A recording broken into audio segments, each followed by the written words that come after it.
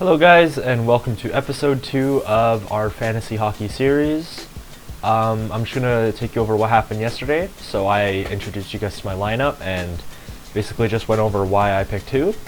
And we'll just see the results from yesterday. So yesterday I had Komarov, Steen, and Martinez in. I'm just going to close that.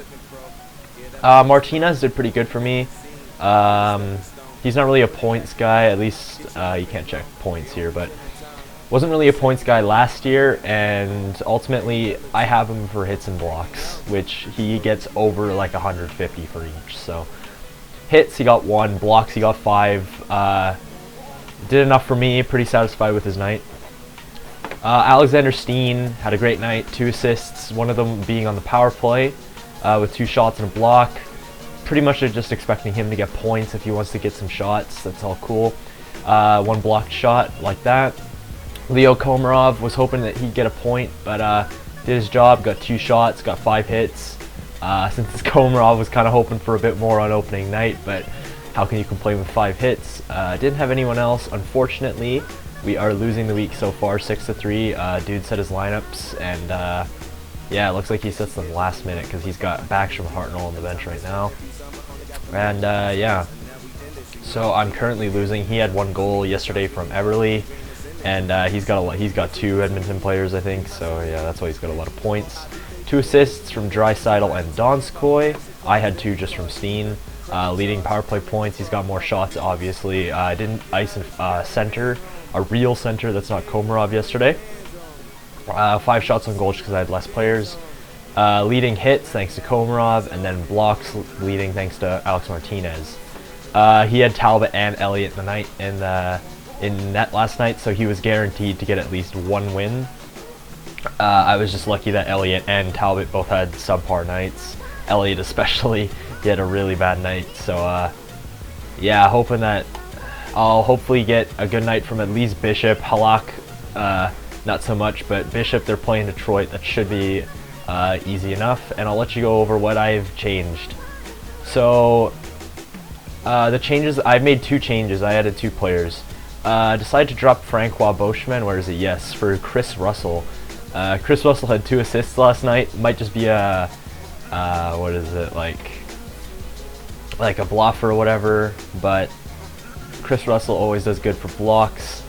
He's playing top 4 time, 20 minutes on the ice, so, you know, he'll get some good points. I also got Mitch Marner.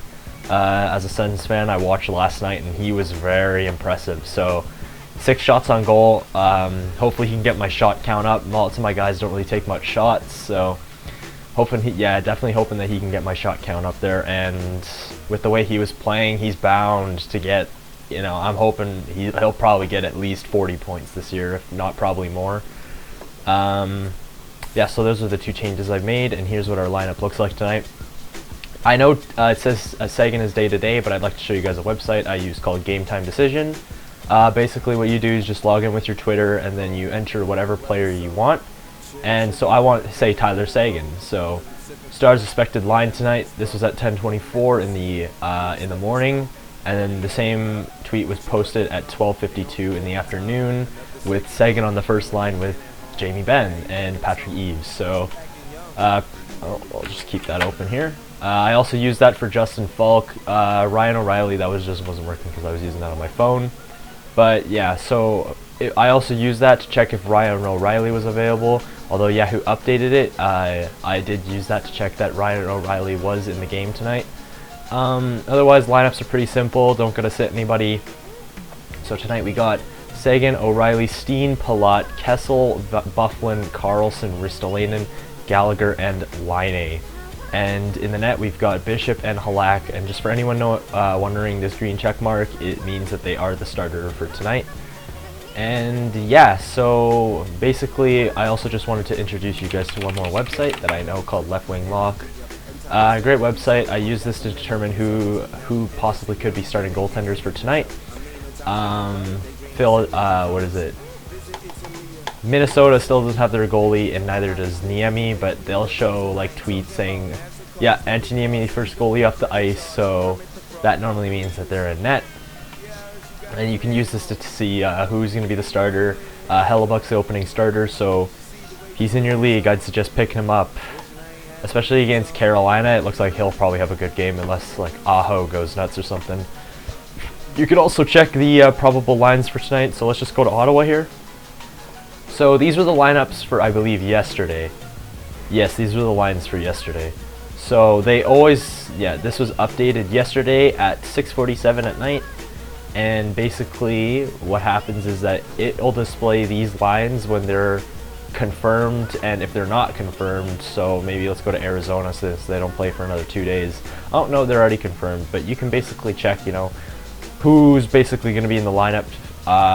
So, you know, guys like Christian Dvorak, Tobias Ryder, or Reeder, whatever, they're probably good fantasy pickups. I definitely take a look at some of the thing about beginning of fantasy is you always want to take a look at who's going to be the rookies for this year and like if people are going to gamble on them or not. Like, what is it? Let's see if there's any rookies here. Like Ryan Hartman. I don't know if he'll be that good, but yeah. Like, so Christian Dvorak, he'd definitely be someone looking forward to. You can go to the Toronto Maple Leafs. You can just see who their top guys are. So you got Mitch Marner, he's on that first line, that's why I picked him up. Austin Matthews had fucking 4 goals, so you could probably trust whoever's with him. So Nylander, I know he's getting a lot of ads. Zach Hyman, not sure if I would add Zach Hyman over William Nylander, especially since Nylander has dual eligibility. So, yeah, that's our lineup for tonight, and I will catch up with you guys tomorrow.